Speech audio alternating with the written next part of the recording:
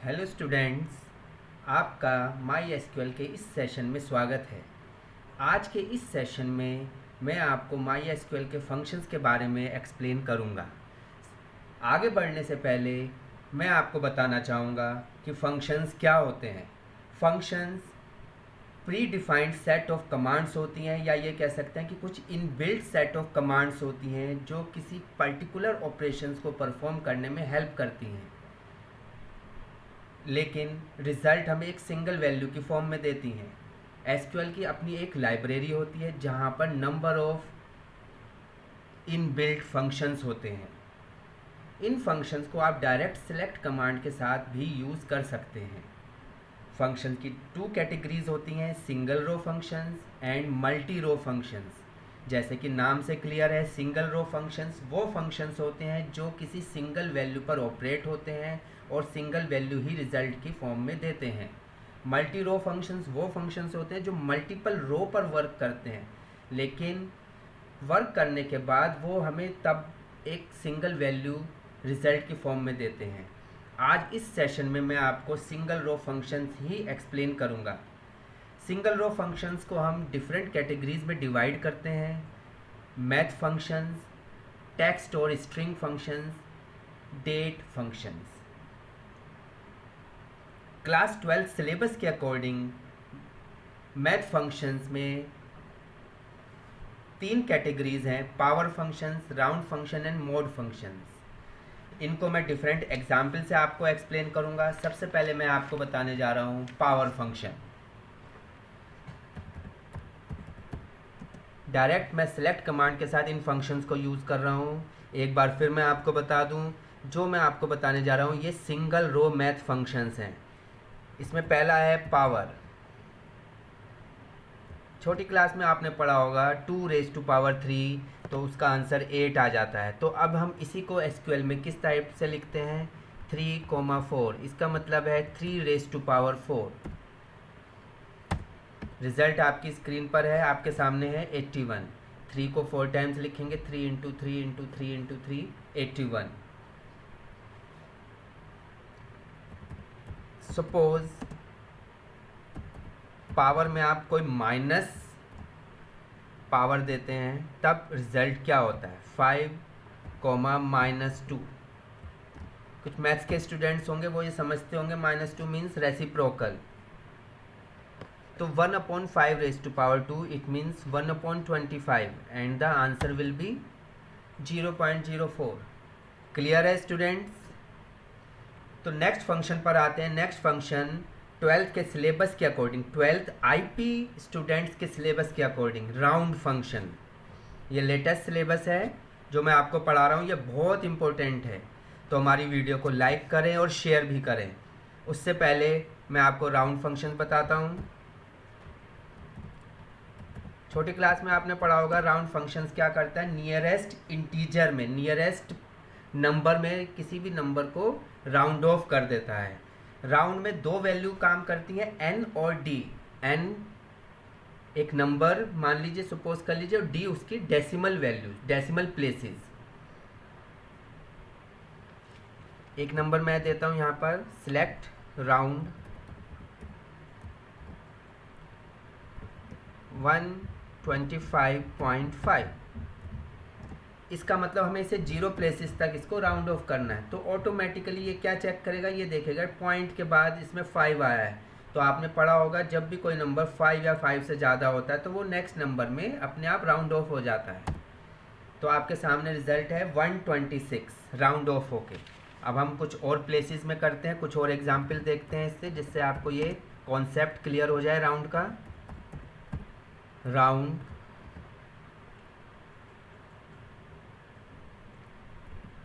121.76, इसको मुझे डेसिमल के एक प्लेस तक राउंड ऑफ करना है।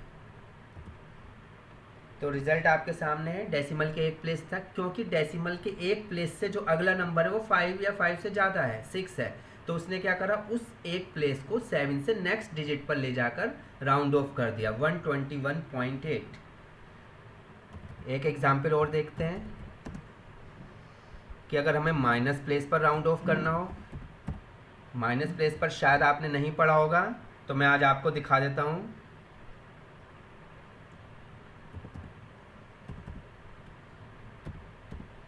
अगर मैं यहाँ पर -3 देता हूँ तो आप ये समझ लीजिए कि माइनस का मीन्स क्या है। माइनस का मीन्स है कि डेसिमल से पहले जो मेन हमारा जो नंबर है उसमें डेसिमल से पहले फर्स्ट डिजिट को छोड़कर बाकी की जो 3 डिजिट्स हैं वो ऑटोमेटिकली 0 हो जाती हैं। देखिए आंसर इसका 1000 है, डेसिमल प्लेस को वो इग्नोर कर देता है। तो राउंड फंक्शन इस तरह से और भी एग्जाम्पल्स आप अपने सिस्टम पर करके समझ सकते हैं। Next function math function, mode function, MOD mode function.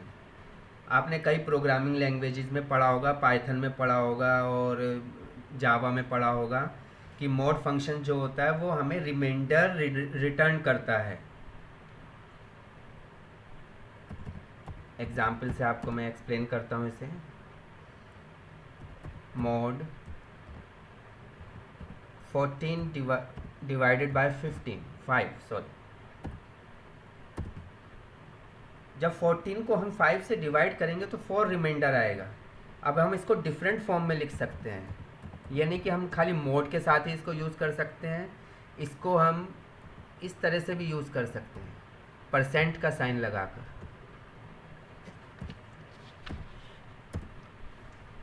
आपके सामने रिजल्ट है। इसको एक तरीके से और यूज़ किया जा सकता है कि मोड डायरेक्ट लिखकर 18 मोड 4, रिजल्ट आपके सामने है। तो इन 3 तरीके से मोड फंक्शंस को हम यूज़ कर सकते हैं। क्लियर है आपको? तो आप इस वीडियो को ज़रूर लाइक करें, सब्सक्राइब करें। इस तरह के और इंटरेस्टिंग वीडियोस आपके सामने आते रहेंगे। अब हम सिंगल रो फंक्शंस में आगे बढ़ते हैं। दूसरी कैटेगरी जो सिंगल रो फंक्शंस में आती है दैट इज़ टेक्स्ट फंक्शंस और स्ट्रिंग फंक्शंस। टेक्स्ट फंक्शन या स्ट्रिंग फंक्शन वो फंक्शंस होते हैं जो किसी पर्टिकुलर स्ट्रिंग पर वर्क करते हैं। इसमें सबसे पहले हम पढ़ेंगे एल केस और लोअर केस। नाम से क्लियर है, जो स्ट्रिंग होगी वो लोअर लेटर्स में चेंज हो जाएगी, स्मॉल लेटर्स में आ जाएगी। तो इस एग्जाम्पल के लिए मैं एक स्ट्रिंग ले रहा हूँ जो मैं कैपिटल में लिखूँगा। मैंने कैपिटल में दिल्ली लिखा, तो आपके सामने है कि दिल्ली को इसने स्मॉल लेटर में चेंज कर दिया। अगला टेक्स्ट फंक्शन जो है that is you case. You case क्या करता है? अपर लेटर्स में चेंज कर देता है, इट मीन्स कैपिटल लेटर्स में। यही सेम स्ट्रिंग लेता हूँ मैं स्मॉल लेटर में, और अब आपके सामने ये कैपिटल लेटर में चेंज हो जाएगा। रिजल्ट आपके सामने है, समझ में आ रहा है? आप इसको नोट कर भी सकते हैं, अपने रजिस्टर में नोट करते जाइए या इस वीडियो को दोबारा देखिए। अगला जो हमारे पास टेक्स्ट फंक्शन है that is mid function. Mid function, सब स्ट्रिंग फंक्शन, सब STR फंक्शन, तीनों एक ही फंक्शंस होते हैं। आप ये कह सकते हैं तीनों सिनोनिम्स हैं, एक दूसरे के सिनोनिम्स होते हैं। तो मेन जो वर्क होता है मिड फंक्शंस का ये होता है कि वो हमें एक पर्टिकुलर पोजीशन से नंबर ऑफ कैरेक्टर को एक्सट्रैक्ट करने में हेल्प करता है। सपोज मेरे पास एक स्ट्रिंग है इन्फॉर्मेटिक्स, मुझे यहाँ थर्ड पोजीशन से 4 कैरेक्टर्स लेने हैं, 4 कैरेक्टर्स को एक्सट्रैक्ट करना है। तो थर्ड पोजीशन इसमें F हुई, तो उस F को भी वो काउंट करेगा 4 कैरेक्टर्स में। तो मेरे हिसाब से जो आउटपुट है वो फॉर्म होना चाहिए, FORM। आप क्या कहते हैं? चलिए चेक कर लेते हैं। Yes, exactly, answer is correct, form. दूसरा इसका सिनोनिम्स ले लेते हैं हम, सब स्ट्रिंग।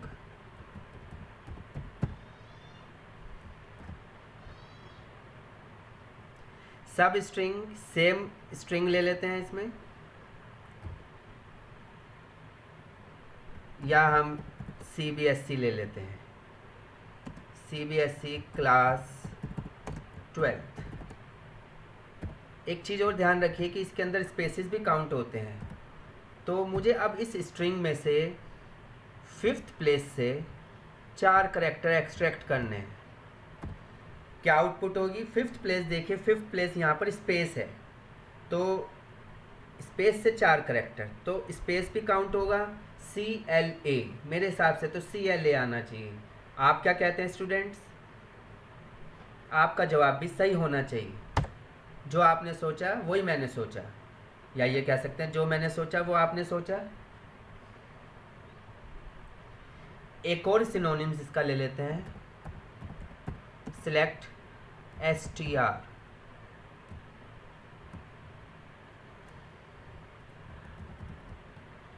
सब STR। स्ट्रिंग ले लेते हैं इसमें हम, प्रैक्टिसेस।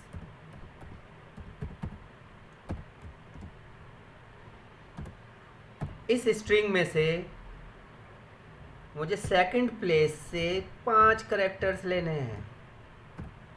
इसी तरह के एग्जाम्पल्स की आप प्रैक्टिस कर करके परफेक्ट बन सकते हैं। सेकंड प्लेस क्या है इसमें? R, जैसा मैंने आपको बताया था ये प्लेस भी काउंट होगा, तो R से आप 5 करेक्टर, R को मिलाकर 5 करेक्टर्स काउंट कर लीजिए। RACTI, recti. मेरे हिसाब से ये आउटपुट होनी चाहिए। आप क्या कहते हैं? Yes, exactly. तो मैं उम्मीद करता हूँ आपको समझ में आ रहा होगा। अगर आप समझ रहे हैं तो आप इस वीडियो को लाइक और सब्सक्राइब जरूर करें। अगला जो स्ट्रिंग फंक्शन है, लेंथ फंक्शन। लेंथ फंक्शन हमें स्ट्रिंग की total length, total number of characters count करके बताता है। जैसा मैंने अभी थोड़ी देर पहले भी बताया था, जो स्पेसेस होते हैं किसी स्ट्रिंग में वो भी काउंट होते हैं। एग्जाम्पल से समझ लेते हैं। सिलेक्ट लेंथ, एक स्ट्रिंग ले लेते हैं इसमें, कैपिटल ऑफ इंडिया। अब इस स्ट्रिंग में कितने करेक्टर्स हैं काउंट कर लीजिए।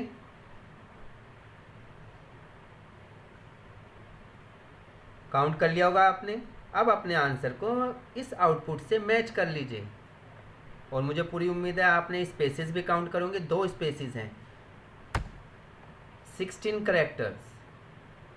तो आपने देखा कि लेंथ कैसे स्ट्रिंग की लेंथ को, स्ट्रिंग के नंबर ऑफ करेक्टर्स को कैलकुलेट करता है। आगे बढ़ते हैं इसमें। लेफ्ट का मेन काम ये होता है कि स्ट्रिंग की लेफ्ट साइड से नंबर ऑफ करेक्टर्स एक्सट्रैक्ट करता है, जितना हमें चाहिए। लेफ्ट,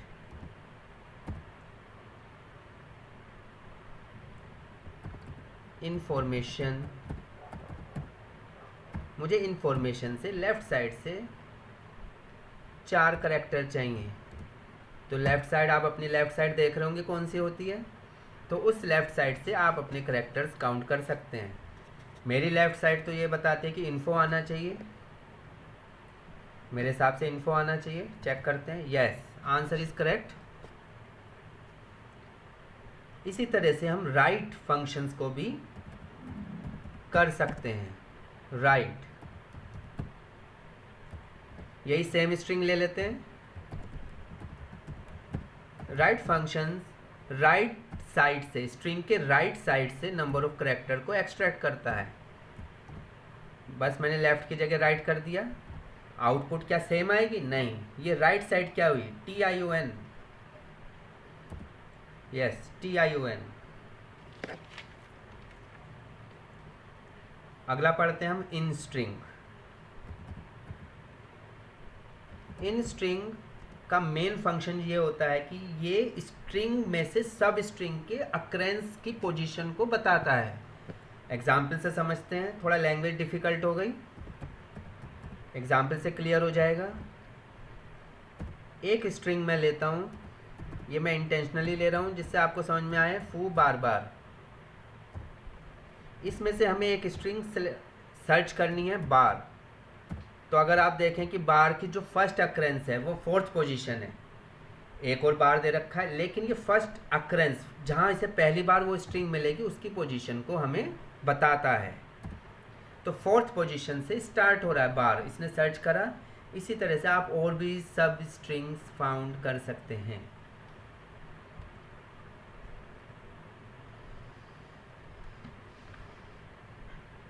अब हम आते हैं एल ट्रिम, आर ट्रिम और ट्रिम। एल ट्रिम, कई बार ऐसे होता है कि स्ट्रिंग का लीडिंग स्पेस होता है, यहाँ स्पेस छूट जाता है। कई बार ऐसा होता है कि स्ट्रिंग का ट्रेलिंग स्पेस होता है, पीछे की तरफ स्पेस छूट जाता है। कई बार ऐसा होता है दोनों साइड में स्पेस छूट जाता है। तो इन तीनों के लिए सॉल्यूशन हमारे पास है। अगर आपका लीडिंग स्पेस है और उसको आपको रिमूव करना है तो एल ट्रिम। मैं स्पेस देता हूँ, मैंने कुछ थोड़ा स्पेस दिया, कंप्यूटर लिखा, तो ये जो आप स्पेस देख रहे हैं इसको हम लीडिंग स्पेस बोलेंगे। स्पेस को रिमूव कर देता है। अगर हम ट्रेलिंग स्पेस की बात करें,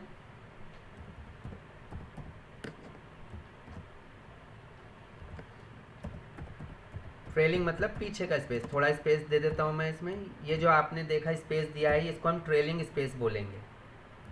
इस ट्रेलिंग स्पेस को रिमूव कर देता है।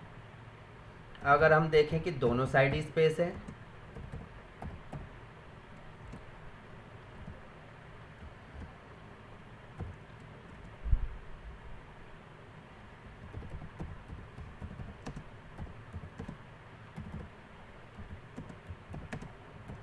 थोड़ा एक सेंटेंस लिख देता हूँ जिससे आपको और क्लियर हो जाए।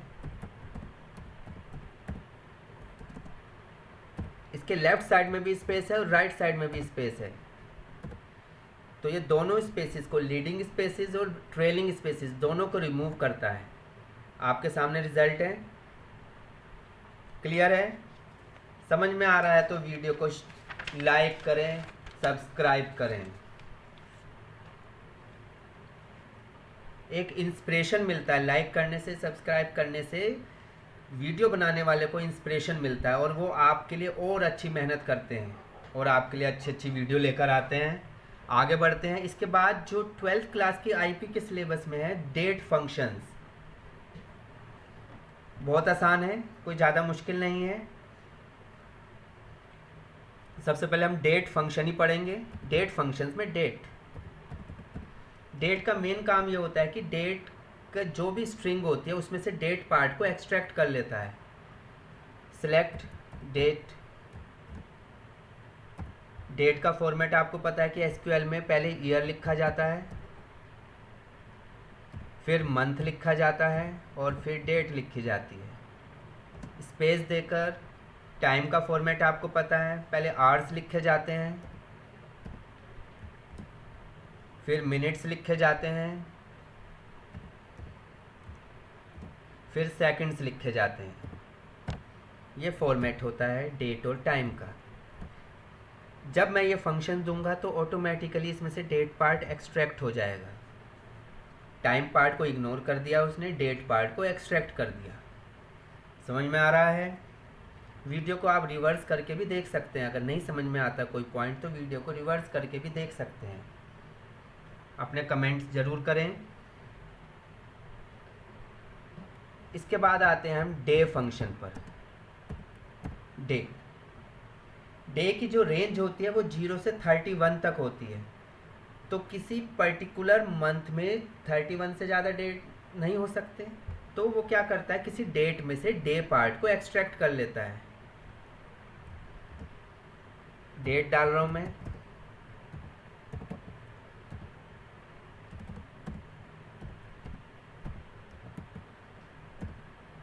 तो इसमें डे पार्ट कौन सा है, 21, तो रिज़ल्ट आपके सामने 21 आ जाएगा। डे नेम बहुत इंटरेस्टिंग फंक्शन है। अगर आपको ये जानना है कि आपकी डेट ऑफ बर्थ, जो डेट ऑफ बर्थ है उस किस दिन आपका जन्म हुआ था, उस दिन संडे था, मंडे था, वेडनेसडे था, सैटरडे था, कौन सा पर्टिकुलर डे था, तो डे नेम से आप उसको फाइंड आउट कर सकते हैं। कैलेंडर देखने की ज़रूरत नहीं, इतना पुराना कैलेंडर कैसे कब देखेंगे, या मम्मी से पूछेंगे। सपोज जो मैं डेट डाल रहा हूँ उसमें ही हम देखना चाहेंगे कि कौन सा दिन है आज, या 21 को कौन सा दिन है।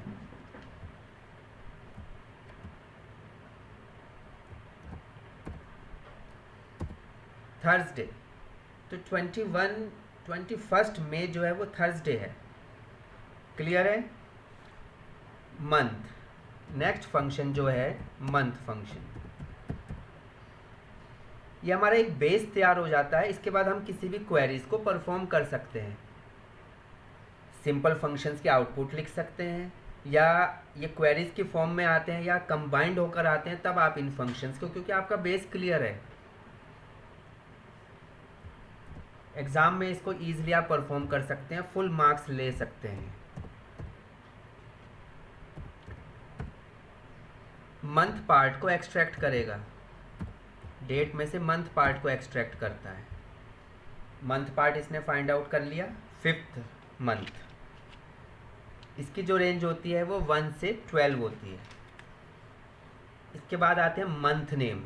अब हम ये देखना चाहेंगे कि 5th नंबर कौन से मंथ को स्पेसिफाई करता है। तो सिंपल मंथ नेम फंक्शन होता है, यही डेट आप ले लीजिए। ये तो इजी आपको पता ही होगा कि 5th नंबर मई को इंडिकेट करता है। फिर भी हम एक बार चेकआउट कर लेते हैं, हो सकता है मैं गलत कह रहा हूँ। नहीं, बिल्कुल सही। इसके बाद आते हैं हम ईयर फंक्शन को। ईयर फंक्शन डेट में से ईयर को एक्सट्रैक्ट करता है। इसकी जो रेंज होती है वो 1000 से लेके 9999 तक होती है।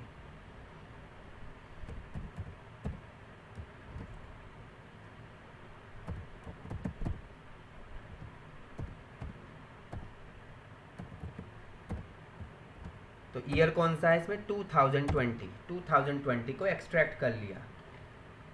एक फंक्शन लास्ट जो अब बचा है आपका सिंगल रो फंक्शंस में, as per your syllabus, now function.